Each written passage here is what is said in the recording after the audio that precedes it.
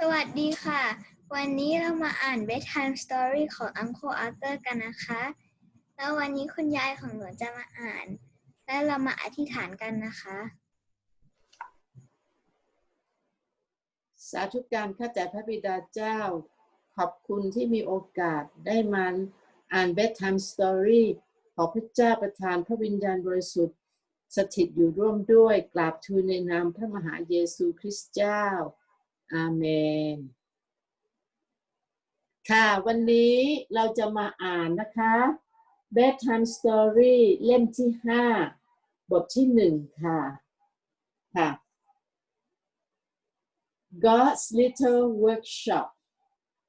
That is the name George gave to the place where he did all his experiments. God's Little Workshop. What a good name for any boy's workroom or laboratory. Here, working with God, he invented all sorts of wonderful things, searching out the secrets of nature with great patience and many prayers. From the humble peanut, he made more than 300 products, literally from soup to nuts, including milk, soap, soup, wood stains, axle grease, ice cream, and sugar.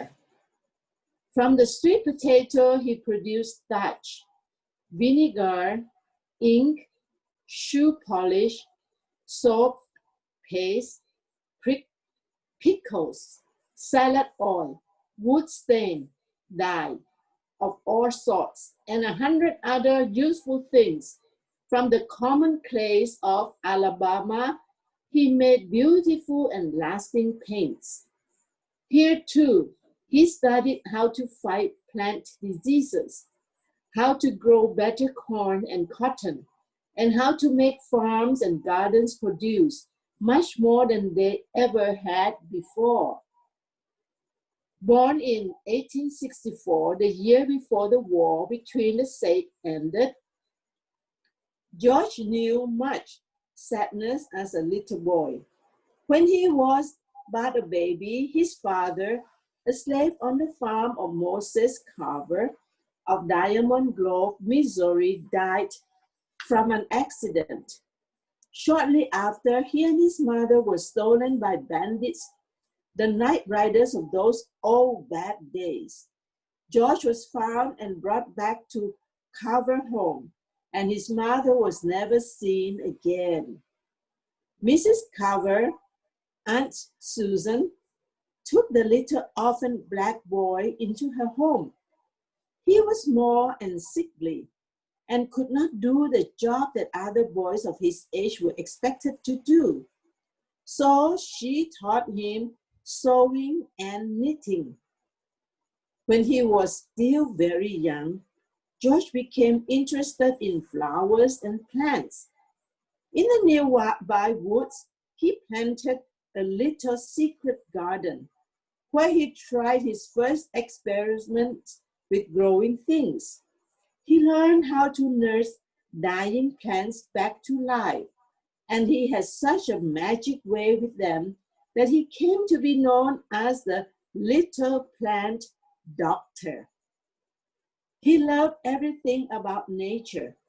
Sometimes he would take a bunch of flowers to bed with him at night and fall asleep with them in his hand.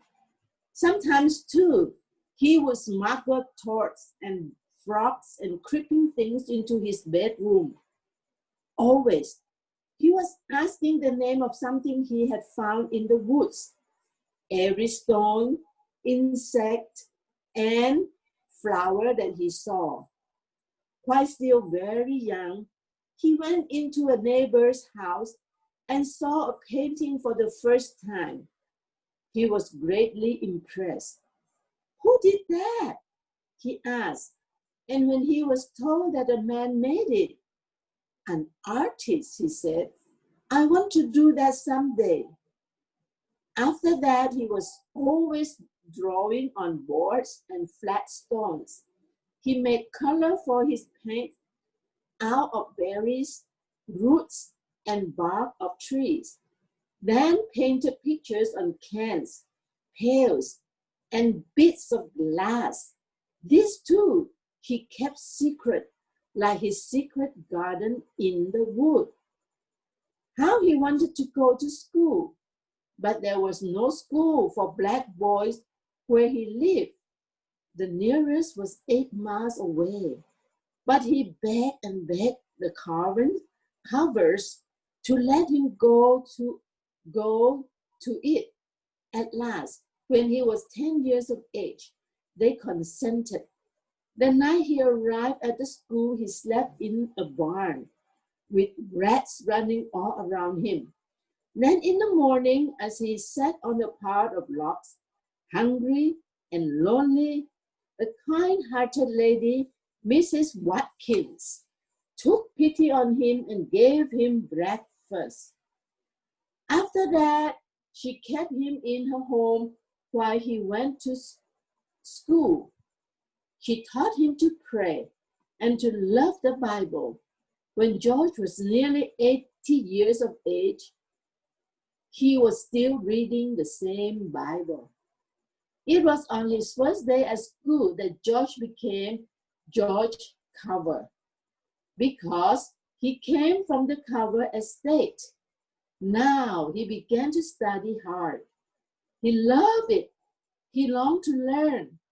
When the bell rang for recess, book in hand, he hopped over the fence that separated the school from Mrs. Watkins' house and popped it up above the washtub so he could read as he scrubbed. When the bell rang again and recess was over, he tried his hand and hopped back over the fence to school.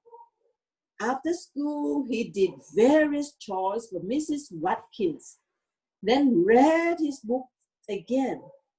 He was hungry to learn. All his lessons, however, were not in school. He learned one caring for the lettuce. The geese had many baby goslings, eager to get through the fence to the lettuce, and George was supposed to keep them away. But George went off with the boys and played marbles. When he returned, the lettuce patch was as bare of green as the palm of his hands. The goslings had taken the lot. He chased them to their muddy ponds, but in his anger, he overbalanced and fell in. George learned a lesson in trustworthiness that he remembered the rest of his life. When he was 13, he set out for Fort Scott, where he hoped to go to school. After a few weeks in school, he would live until he would earn enough for another term at school. Some boys would have given up, but not George. To earn money, he worked in people's homes, washing dishes, sawing wood, sweeping the yard. In the summer, he worked on farms, and sometimes, when he was lucky in somebody's greenhouse, then he was really happy. By and by, he found himself in Minneapolis, Kansas. He worked in a home where he was taught washing and ironing. He learned so well that he borrowed money to set up his own laundry. About this time, he discovered that there was another George Cover in town, a white man who was getting his mail. So he decided to give himself an extra name. Thus, he became George Washington Cover, a name that one day would be known around the world. Little by little, George added to his stores of knowledge. At last, he felt ready to go to college, so he applied to Highland University and was accepted. Happily, he sold his little business and set off on his great adventure. Alas, when he arrived, he was told that Highland University did not take black students. George was crushed. This was the hardest blow he had had to endure so far. All joy went out of his life. He had only wanted to study and learn. Why couldn't they let him do that? But no, he was shut out. He tried farming in Kansas, but he had neither the strength nor the money to make a success of it. And all the time, a great ache was in his heart. Alone, disappointed, and discouraged, he turned to animals for comfort. Soon, every horse that passed was looking at him to feed it grass or sugar. Those were dark days, but all the while he was learning things that would help him in God's little workshop. Years passed by. George decided to go east again, perhaps to build a greenhouse and grow flowers or vegetables. He traveled while his money lasted, then stopped to work wherever he could find work. Then one day in Iowa, ironing a shirt, he caught a new vision. He had been thinking, I know I could. Why? Something seems to say, you had better go back to school. I can't, he said. You can, said the voice. At this, he dropped the iron, went to the open window and looked out. At last, he said aloud, well, then I will. At this, a great burden seemed to roll off his shoulder. Immediately, he sold his few possessions and set out for Simpson College, hoping he would not be shut out there. He was accepted and soon began to gain the attention of his teacher because of his bright, keen mind and his great desire to learn. The art teacher was amazed at the excellence of his painting and did all she could to encourage him. To pay his way, George opened up a little laundry again. He literally washed and ironed his way through college. It was a hard life, but he was happy. He was learning. But what would he do after he left college? How about agriculture, where his love for nature might be useful? He set out for Iowa State Agricultural College at Ames. He arrived there penniless. In fact, he had nothing whatever but faith. So he went to work again, this time waiting on tables for the other students. But he was eating in the basement because he was black. Meanwhile, he was learning. Now it was botany and chemistry, the great mysteries of nature he had always wanted to know. God was opening up his secret to him. He was on the way to his workshop. As he climbed the long flights of steps that led to the big red building where the agricultural classes were held, he felt that he was entering a new world. He was a new world for himself and for the thousands of others. Only God himself knew that this was a great moment in history. 4 years later, George was awarded a BS, the first black graduate of Iowa State. A professor called him one of his most brilliant students and the sharpest observer of nature he had ever known. George deserved it all. In 1896, Booker T. Washington, the head of the Tuskegee Institute in Alabama invited him to become a teacher in this school. Then began a friendship between two great men and a work known around the world. All the knowledge of nature that George has won with such painstaking labor, he took with him to the South, but he had more to learn. Here some plants and flowers he had never seen before. Soon he began asking the boys at the institute, "What is this plant? And this?" Nobody knew. George decided that both he and the boys would find out. The day came when there was not a plant or flower or a seed or a bud that he could not identify. Once the student planned to play a joke on him. They showed him a bug made of a head of a large ant and the body of a beetle, the legs of a spider, the antennae of a moth, then asked its name. He looked at it, then replied, "This is a humbug." Another time, 3 people on the Tuskegee campus decided that they would put George to the test to see whether he really knew the names of all the plants. So they brought along a large number of plants and a book and gave all their scientific name.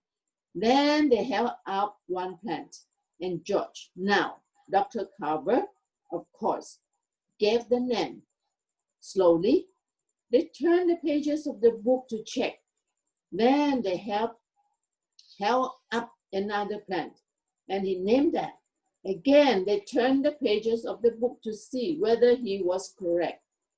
After a while, Dr. Carver got tired of it. Suddenly, he picked up all the plants they had bought and rattled off their Latin names, and one after another, so quickly that the 3 critics didn't have time to look them up. They were so amazed that they never doubted his knowledge after that. Now he began his laboratory that he called God's little workshop. Here he brought all sorts of plants, soils, clays, and bugs, and studied them until he knew all about them. In this way, he discovered the cause and the cure of many plants diseases, and how farmers could get larger and better crops than from their land. Many times, farmers would send him soil and ask him what was the matter with it. He would find out and tell them just what to do to make it better. Government people in Washington began to hear about what was happening to God's little workshop. They sent men to find out. Sometimes they invited Dr. Carver to the Capitol. He began to write pamphlets with such titles as 43 Ways to Save the Wild Plum Crop and 105 Ways of Preparing the Peanuts for Human Consumption. Before he was through with the peanut, he had provided the South with a yearly business of $200 million. Called to address a congressional committee on the peanut, he was given 10 minutes for his speech, but he took so many peanut products from the box he had with him that the senators were astonished. He talked for an hour and 40 minutes, and still they asked him to go on. Edison, the famous inventor, heard of George Carver and offered him $50,000 a year to work for him. Many times, Henry Ford offered him larger sums to come to Dearborn, but he refused them all. He did not want money. He was satisfied to help people. A few years before his death, he gave all the money he had saved to found the George Washington Carver Museum. Here, today, you can see some of the wonderful things he did in God's little workshop also. The tool he used there, such as a few broken bottles, a cup for a mortar, an inkwell with a wick staff in it for a Bunsen burner. With simple tools like this, he made silk from the bark of a poplar tree, rope for cornstalk fiber, paper from okra. Miracles after miracles came out of that little workshop, all because a humble boy wanted to feel he was working with God.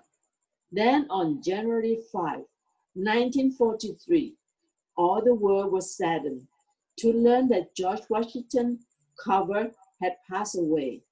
The little slave boy who worked so hard to go to school, then worked so hard with God in the little workshop, was resting at last, because he worked not for himself, but for others. His memory is cherished in every land. And somehow, I feel sure that God will be waiting for him with a greater and more beautiful workshop in that fair land, where all who love him will explore the wonders of nature and throughout eternity. So this is a story that can inspire many of us. เด็กๆทุกๆคนคะเชิญฟังเรื่องนี้นะคะ สวัสดีค่ะ สวัสดีค่ะ